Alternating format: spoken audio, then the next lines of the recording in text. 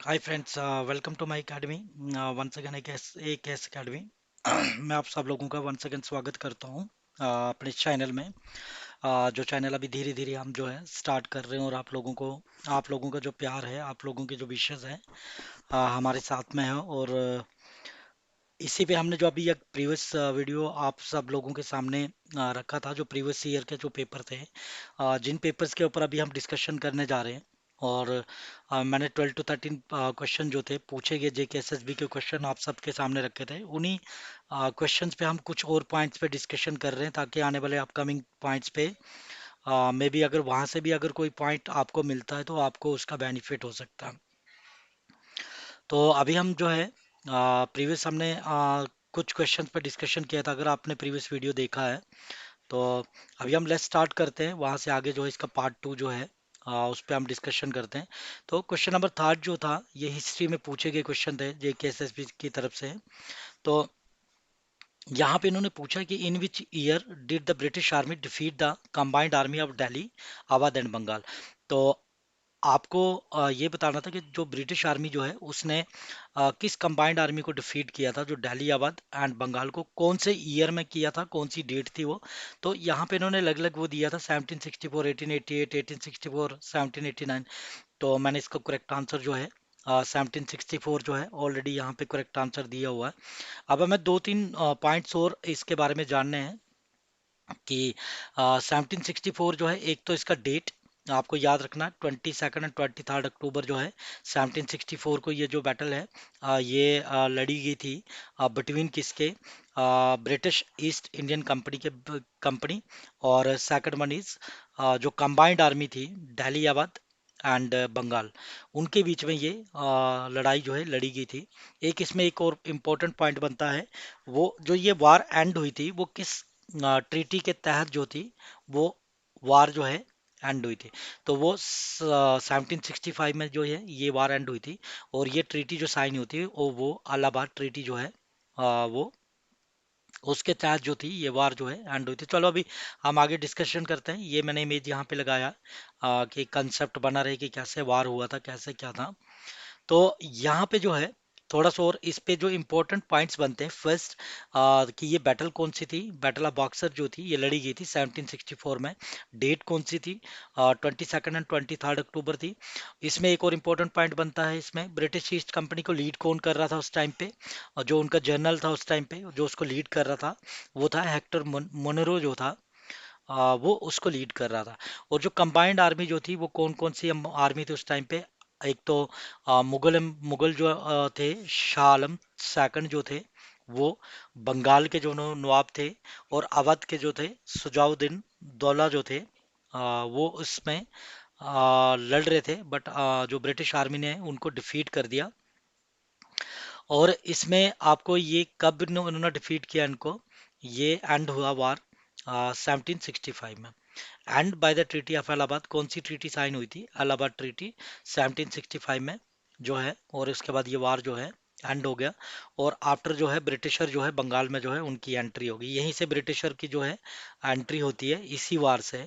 तो इसमें आपको दो तीन पॉइंट आपको इम्पोर्टेंट पॉइंट जो है जो पूछा जा सकता है, एक तो डेट इसका पूछा जा सकता हूँ, और 1764 में कौन सी वार लड़ी गई थी, जो बैटल ऑफ बॉक्सर जो थी वो लड़ी गई थी, और ब्रिटिश ईस्ट इंडिया कंपनी को कौन लीड कर रहा था उस टाइम पे, हेक्टर मोनेरो जो थे वो लीड कर रहे थे। और जो कंबाइंड आर्मी थी कौन कौन थी, एक तो बंगाल आर्मी थी, एक अवध आर्मी था, और दूसरा जो था मुगल्स आर्मी जो थे। ये जो लोग थे ये लड़ रहे थे, किन के साथ में लड़ रहे थे, ब्रिटिश ईस्ट इंडिया कंपनी के साथ में लड़ रहे थे, लेकिन ब्रिटिश ईस्ट इंडिया कंपनी ने इनको डिफीट कर दिया, हरा दिया।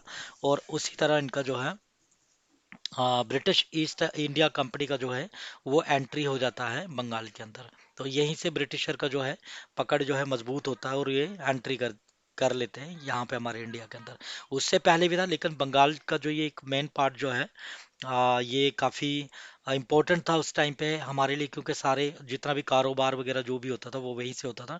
उसके बारे में भी हम आगे डिस्कशन करेंगे, लेकिन इस पे आपको इम्पोर्टेंट पॉइंट्स जो रखने हैं याद, वो एक तो 1764 में कौन सी लड़ाई लड़ी गई थी, और उस कौन सी डेट थी, ये पॉइंट अभी पूछा गया था, एसएससी का एक एग्जाम हुआ था रिसेंटली, उस पे पूछा गया था कि ये जो बैटल ऑफ बॉक्सर जो है किस ट्रीटी के तहत जो है वो एंड हुआ था, तो वो ट्रीटी ऑफ इलाहाबाद था इन 1765 में।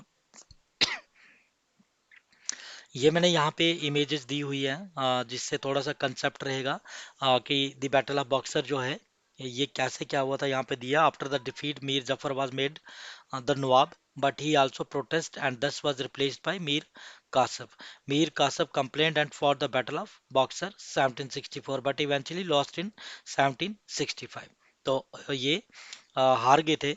तो कंपनी जो थी was appointed the Diwan of Bengal by Mughals। ठीक है, तो ये उतना इम्पोर्टेंट नहीं है यहाँ पे, लेकिन हमारे पास अभी तीन चार पॉइंट जो हैं जिनके ऊपर अभी हम डिस्कशन कर रहे हैं वो ये है। एक तो ब्रिटिश ईस्ट इंडिया कंपनी को लीड कौन कर रहा था, ये बैटल कब लड़ी गई थी, और बैटल का नाम क्या था, कौन सी आर्मी जो थी, जो कंबाइंड आर्मी थी वो लड़ रही थी इनके अगेंस्ट। तो ये आर्मी जो है मीर कासिम नवाब का जो आर्मी था, जो बंगाल में रहे नवाब टिल 1764 तक। फिर अवध के जो नवाब थे सिराजुद्दौला, और फिर जो मुगल्स एम्पायर थे शाह आलम सेकंड। तो शाह आलम सेकंड जो थे ये लड़ रहे थे। तो ये कौन सी लड़ाई थी, बॉक्सर। ये तो पूछा नहीं जाएगा with in the territory Bihar वगैरह का, ये इतना नहीं है। लेकिन ये पूछा जा सकता है यहाँ पे ट्रीटी ऑफ इलाहाबाद इन 1765 जो वार एंड हुआ, ये पॉइंट यहाँ पे बनता है। ये पॉइंट आपको ध्यान में रखना है। उसके बाद हमारे पास जैसे क्वेश्चन नंबर हमारा नेक्स्ट जो आता है, ये बोलता है इन विच ईयर वाज द ब्रह्मो समाज फाउंडेड। तो एक इम्पोर्टेंट टॉपिक है ये भी, इसको हम ब्रीफली डिस्कशन करेंगे, थोड़ा सा अभी डिस्कशन करेंगे, देन आगे आने वाले अपकमिंग डेज में हम इसको डिस्कशन करेंगे प्रॉपरली। यहाँ पे इन्होंने डेट्स दी हुई है 1815, 1899, 1828। तो इसका जो करेक्ट आंसर था वो 1828 में था। तो आपको जो ब्रह्मो समाज जो है इसका एक तो सेकंड नेम जो है इसको और क्या किस नाम से बोलते थे, एक ब्रह्म सभा भी इसको बोला जाता था। इनके फाउंडर कौन थे, ये याद रखना है। फाउंडर जो थे इनके राजा राम मोहन राय, जो बहुत इंपॉर्टेंट पर्सनालिटी है, बहुत ज़्यादा इंपॉर्टेंट, इनके बारे में पूछा जाता है। तो मैं इनके बारे में मैंने इसीलिए यहाँ पे लिखा है कि राजा राम मोहन राय जो थे उन्होंने फाउंड किया था ब्रह्म समाज को। और इनका मोटिव क्या था, द मेन स्टेटमेंट और मोटिव ऑफ ब्रह्म समाजवाद क्या था, सर्वधर्म संभवा, that is all religion are equal and all religion should be respected equally. Brahmo समाजवाद फाउंडेड किसने किया था, राजा राम, जिनका मैंने यहाँ पे इमेज भी दिया। इनका प्रॉपर ओरिजिनल इमेज तो नहीं है, लेकिन इस टाइप का एक इमेज है जो मैंने यहाँ पे दिया है। और इनके इनके जो दो तीन पॉइंट और आपको याद रखने हैं, वो पॉइंट ये है कि राजा राम मोहन राय को क्या बोला जाता था। जैसे अभी हमने प्रीवियस वीडियो में देखा था कि बाल गंगाधर तिलक जी को एक लोकमान्य का दर्जा दिया था, टाइटल था उनका। फिर ब्रिटिशर उनको क्या बोलते थे, और महात्मा गांधी ने उनको क्या बोला था, उन पे क्वेश्चन बने थे अभी। तो इसी तरह मैं यहाँ पे भी आपको बोलूंगा कि आप इस पे जरूर ध्यान दें कि ब्रह्म समाज का जो फाउंडर है राजा राम मोहन राय, उनको क्या बोलते थे, उनको morning star of Indian renaissance भी बोला जाता था। ये याद रखना है, Raja Ram Mohan Roy was called the morning star of Indian renaissance. तो ये पूछा जाता है क्वेश्चन में कि morning star of Indian renaissance किसको बोला जाता है, तो राजा राम मोहन राय जो है उनको जो है morning star of Indian renaissance बोला जाता है।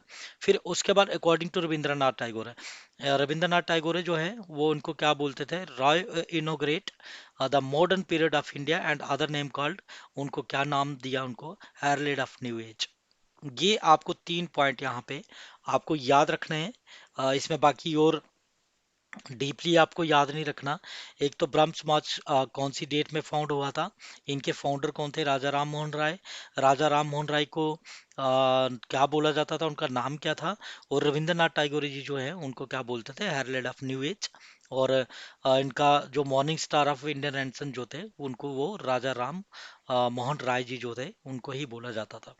तो इनका जो जन्म हुआ था वो 1772 में और 1883 में इनका जो लास्ट डे था। ये तो नहीं पूछा जाएगा, लेकिन इनमें से पूछा जा सकता है, जेकेएसएस भी पूछ सकता है। और ये इनका दूसरा नाम जो है ब्रह्म समाज एंड ब्रह्मा समाज। ठीक है, तो इसके बारे में अभी हम आने वाले अपकमिंग वीडियोस में हम ब्रीफली डिस्कशन करेंगे। अभी हम सिर्फ पॉइंट्स देख रहे हैं कि कहाँ से क्या पॉइंट बनता है और कौन सा पॉइंट जो है जेकेएसएस भी पूछ सकता है आने वाले अपकमिंग डेज में। तो पेपर्स के ट्रेंड के अकॉर्डिंग जो है ऐसे जो छोटे छोटे पॉइंट्स हैं उन पे डिस्कशन करना ज़रूरी है, तो इसलिए हम छोटे छोटे पॉइंट्स पे ही अभी डिस्कशन कर रहे हैं और छोटे छोटे पॉइंट्स को ही पकड़ रहे हैं ताकि आने वाले टाइम पे आपको ये पॉइंट्स याद रहें और आप इनका करेक्ट आंसर जो है वो दे सको। ओके, तो इसमें आपको तीन चार पॉइंट्स आपको याद रखने हैं। एक 1828 याद रखना है, फाउंडर कौन है इनके, राजा राम मोहन राय जी। और इनका राजा राम मोहन राय जी का जो इनको किस नाम से पुकारा जाता था, स्टार ऑफ इंडियन नेशन। और रविंद्र अकॉर्डिंग टू रविंद्रनाथ टैगोर की इनका नाम क्या था, ये था हेरल्ड ऑफ न्यू एज। तो यहाँ पे अगर आपको भी कुछ इन्फॉर्मेशन रहती है, कोई भी इन्फॉर्मेशन ऐसा रहता तो आप थ्रू कमेंट के, जैसे मैंने प्रीवियस वीडियो में भी बोला था कि थ्रू कमेंट के आप उस इन्फॉर्मेशन को शेयर कर सकते हो, ताकि जो आपके फ्रेंड्स हैं, जो कोलीग्स हैं, जो और भी अदर लोग हैं, वो भी इंफॉर्मेशन वहां से ले सकते हैं। थ्रू मैसेज भी आपका इंफॉर्मेशन जो है वो एक बेनिफिट रहेगा। आफ्टर दैट हमारे पास जो है क्वेश्चन नंबर 5 यहाँ पे पूछा गया था। इसमें से बहुत सारे क्वेश्चन जो हैं वो पूछे गए थे। यहाँ पे पूछा गया था, where was the 1909 Congress session held. तो यहाँ पे जो क्वेश्चन पूछा गया था कि कहाँ पे ये कांग्रेस सेशन हेल्ड हुआ था, लाहौर, मद्रास, बम्बई, कोलकाता। तो इसका जो करेक्ट आंसर था ये लाहौर था। ये 24 सेशन जो था वो हेल्ड हुआ था लाहौर में। और उस टाइम पे मैंने थोड़ा सा अभी थोड़ा सा इन्फॉर्मेशन आप लोगों को दिया है, जो इम्पोर्टेंट पॉइंट्स इसके बनते हैं। एक तो फर्स्ट सेशन हेल्ड कहाँ पे हुआ था, ये 1985 में हुआ था। और कहाँ पे हुआ था, मुंबई में। उस टाइम पे प्रेसिडेंट कौन थे, वो थे उमेश चंद्र बनर्जी जो थे। कांग्रेस के फर्स्ट प्रेसिडेंट जो थे उमेश चंद्र बनर्जी थे। और ये मैंने इमेज इनका लगाया है, उमेश चंद्र जो बनर्जी जी जो थे, उनका एक इमेज यहाँ पे लगा हुआ है। एंड इनका सेकंड सेशन जो कहाँ पे हेल्ड हुआ था, 1986 में कोलकाता में। और प्रेसिडेंट उनके कौन थे, दादा भाई नौरोजी। तो दादा भाई नौरोजी का ये इमेज यहाँ पे है। मैंने ये भी यहाँ पे लगाया ताकि आपको कंसेप्ट मिले और याद रहे। और उसके बाद हमारे पास थर्ड सेशन जो हेल्ड हुआ था, ये थोड़ा सा इंपॉर्टेंट है क्योंकि इसमें फर्स्ट मुस्लिम प्रेसिडेंट जो थे वो बदरुद्दीन ताइब जी जो थे, फर्स्ट प्रेसिडेंट थे।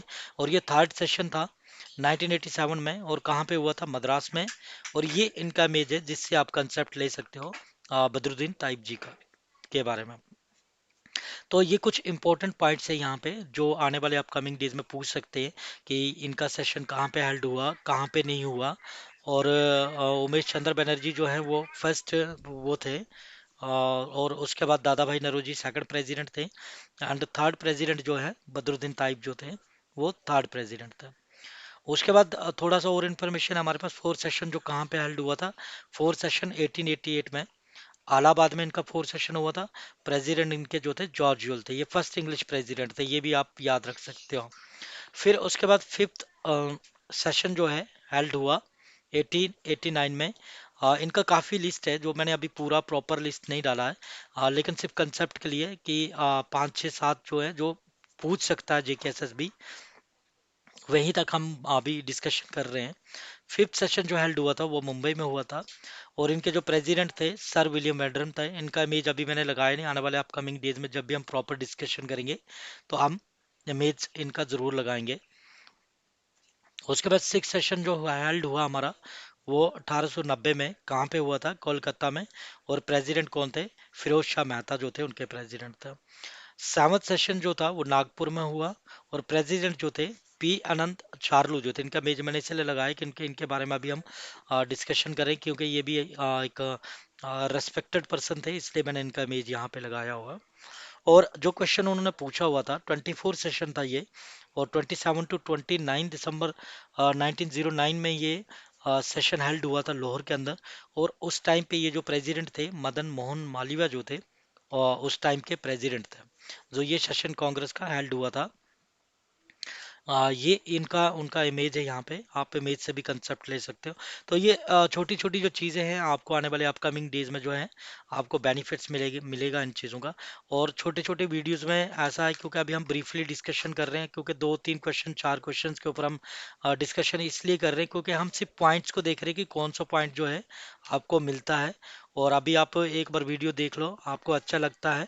और आप अपने पॉइंट्स भी आप वहाँ पे बता सकते हो, अपने पॉइंट्स भी लिख सकते हो, ताकि हम आने वाले अपकमिंग डेज में चैनल को जो है और आगे जो है बढ़ाएं और एक अच्छे प्लेटफॉर्म पे लेके आएंगे। तो इसी के साथ में मैं अभी आप सब लोगों का धन्यवाद करता हूँ, जो भी लोग हमारे साथ जुड़े हुए हैं वो आगे भी जुड़े रहें।